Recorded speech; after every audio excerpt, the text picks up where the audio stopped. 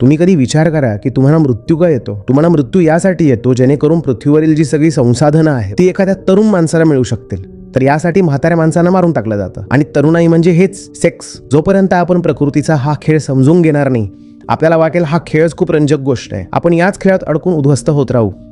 हा खेळ प्राण्यांसाठी आहे, त्यांना खेळू द्या. हा खेळ माणसांसाठी नाहीये. माणूस यासाठी जन्माला आलेला नाहीये की याच उपभोगाच्या खेळात अडकून राहावं. मुलं जन्माला घाला, मुलं मुलं मुलं मुलं, यासाठी, या खेळासाठी तुम्ही जन्माला आलेला नाही आहात. प्राण्यांना करू द्या ते काम.